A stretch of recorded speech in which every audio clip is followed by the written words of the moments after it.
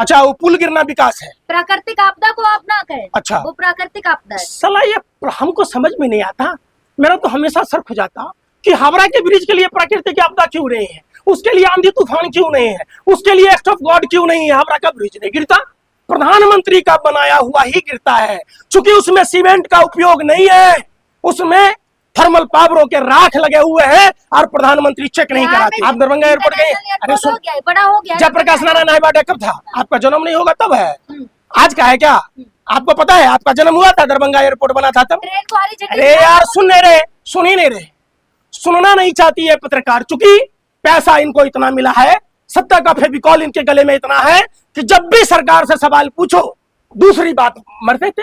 अरे भाई आप सवाल पूछो प्रधानमंत्री। बिहार में विकास हुआ है ना बिहार में? अच्छा, वो पुल गिरना विकास है? प्राकृतिक आपदा को आप ना कहें। अच्छा, वो प्राकृतिक आपदा है। साला ये हमको समझ में नहीं आता। मेरा तो हमेशा सर हो जाता कि हावड़ा के ब्रिज के लिए प्राकृतिक आपदा क्यों नहीं है, उसके लिए आंधी तूफान क्यों नहीं है, उसके लिए एक्ट ऑफ गॉड क्यों नहीं है, हावड़ा का ब्रिज नहीं गिरता? प्रधानमंत्री का बनाया हुआ ही गिरता है, क्योंकि उसमें सीमेंट का उपयोग नहीं है, उसमें थर्मल पावरों के राख लगे हुए हैं और प्रधानमंत्री चेक नहीं कराते। जनता राज है, क्या चाहते हैं? जंगल राज आ जाए? तेजस्वी आगे तो जंगल राज आ जाएगा। वाह वाह, क्या कमाल की बातें हैं।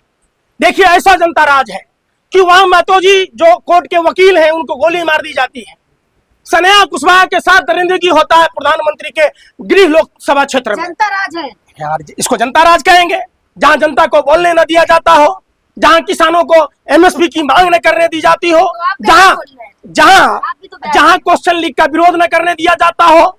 आपको पता है हमारे ऊपर कितने एफआईआर हुए, हमारे ऊपर कितनी दबिशें हुई, कितनी बार सरकार ने हमें परेशान करने की कोशिश की? आपको कुछ पता है? अगर पता है तो पापा की परी खुलकर सुन लो, जाकर कह देना पापा से कि सरकार की दबाव में ईडी सीबीआई इनकम टैक्स के छापे मारने से हिंदुस्तान का क्रांतिकारी युवा कभी चुप नहीं होगा। कभी आप प्रशासनिक कार्रवाई कराकर चुनावों में वोटर लिस्टों में धांधली कर कभी भी देश के क्रांतिकारियों का मुंह बंद नहीं कर सकते।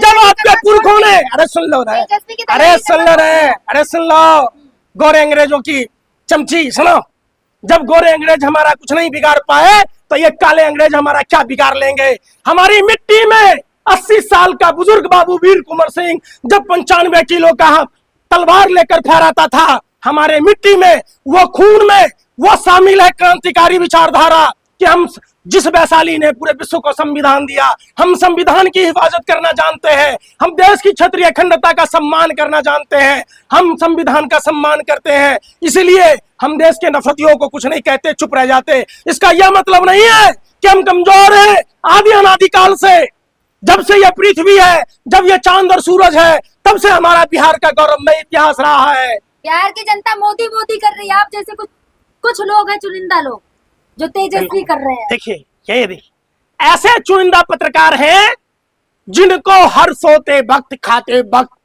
खेलते वक्त, कूदते वक्त, न्यूज चलाते वक्त सिर्फ मोदी ही नजर आता है। हे ऊपर वाले, इनको मोदी जैसा ही पति देना कि शादी के बाद छोड़कर कहीं और चला जाए, 40 साल भीख मांगता रहे।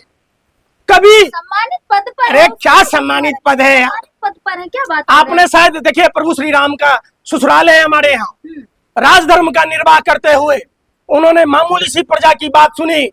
क्या राजधर्म का निर्वाह क्या प्रधानमंत्री करते हैं?